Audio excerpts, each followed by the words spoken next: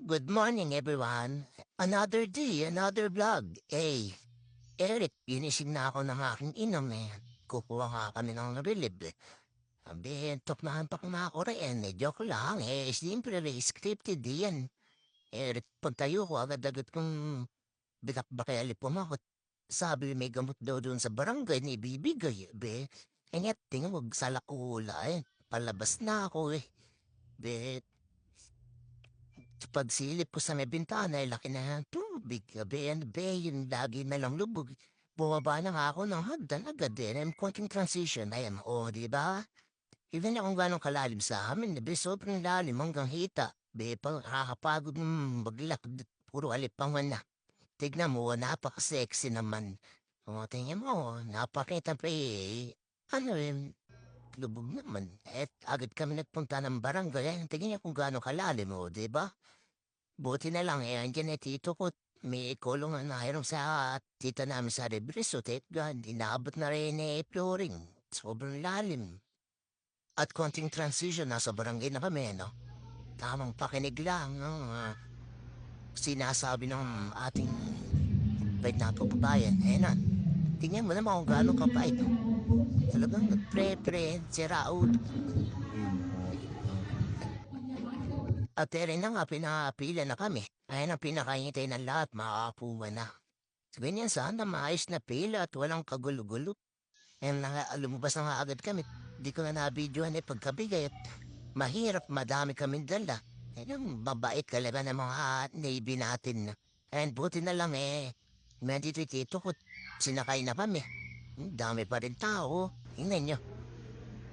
Pauwi na kami, buti pa dito walang tubig. Pagdating sa Tresayan, tignan niya naman. Nagsisimula na ang paglalim. Ayun na tuwan-tuwa si Tito Shernan. Woo! Dagi na lang lubog. Wala nang pagunlad ang haguno. Ayan o, lalim. Tigil ni si Raul na gitna na gabi. Bigla kami binasa si Raul ng renan nito. Ala talagang magawa sa buhay. Not. Tamang abang na lang ng hahakot. Maganda kong dalawang pamangkin. Si Chloe at Clea. Si Burat. Si Burat yan. Yan yung tatay nila. Dami na ako. Umuwi na nga kami. Paldo-paldo ang boss. Si Hernan ko. Dami naming hawak ko. Pero masakit mo nga balikat ko diyan sabi ng kapitbahay, tignan nyo, ng kapitbahay namin sabi sa amin kinuha daw namin lahat. Hindi naman, ganun. Dapat mamigay tayo sa iba, hindi yung puro sa atin lang. Tito Sir, bigat na pinabot sa kanila lahat. Hindi, mga nakuha namin. Unboxing, chocolate, may asukal. Ito ang pinakahihintay ko. Gamot daw. Ang sa lipong hindi nila alam ito yun alipong ako. Bagong nagamot. Sa susunod na taon may banig pa yung banig. May di naman kami nagbabanig. Ayun pa. Ano ba yan? Conditioner. Ito. Ano to? Winrox. Bawas. Ito. Speed. Basabon sa wet packs. Ayun at mga 0.5 tuwan-tuwa yung mga aring kapamilya. Lali inang ko, naiiyak-iyak pa.